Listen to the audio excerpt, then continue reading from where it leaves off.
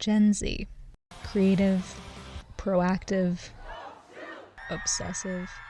But there's something big taking over the world of Gen Z. Bigger than the Beatles, bigger than Taylor Swift, bigger than Netflix, Amazon, Apple, bigger than most religions. Its name? Tick-Tock. Tick-Tock. Tick-Tock. Tick-Tock. Tick-Tock. Tick-Tock. Tick-Tock. Well, let's talk about TikTok for a moment. With over 1.67 billion active users, a quarter of which are under 20. I'm Nick. I'm 20. I'm Adia. I'm 19. I'm Lal. I'm 20. I'm Shreya, and I'm 18. TikTok is one of those global phenomena that define a generation. After all, who are we without our dances, challenges, influencers? Over 3/4 of Gen Z survey respondents say that they use TikTok, with 63% using it on a daily basis.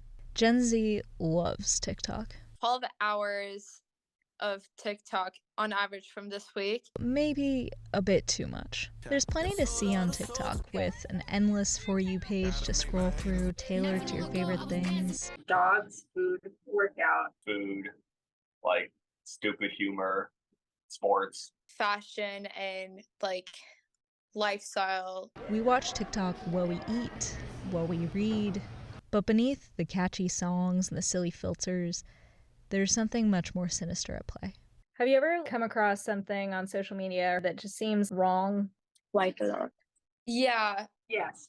Oh, yeah. I take the information I'm being given with a grain of salt. With January 6th, From right-wing conspiracies about the January 6th insurrection and the 2020 election, to dangerous false claims about COVID-19, TikTok is a breeding ground for misinformation. According to a 2022 research study, almost 20% of the videos shown in searches about major news topics contain misinformation. I'm going to be opening TikTok and just going to see how long it takes me to find something news-related. About 10 videos in, we've got our first news-related TikTok. Checked out his account.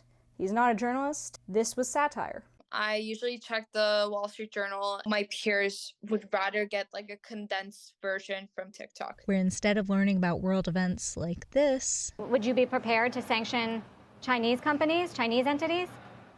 I'm not going to leap ahead to what we would be prepared to do. they're learning like this. War to the U.S. is like me with Uber Eats. However, the case for TikTok making news more accessible for Gen Z still stands. Access to information isn't necessarily a bad thing, but I don't know, I also don't trust young kids to just not blindly believe everything they see. It's a really good place to spread information, but then at the same time, you could also be spreading propaganda, and I'd say no one would know the difference. If we need people to learn something in any way possible, you have to appeal to them in a way that they want to see it. TikTok may be wrought with misinformation, but as many put it, it's better than nothing. I'd be willing to bet there's a lot of kids and people who are around our age who wouldn't get news at all if they didn't get it through TikTok. But we know what we need to do. Before we blindly trust, stop and think. Is this coming from an expert?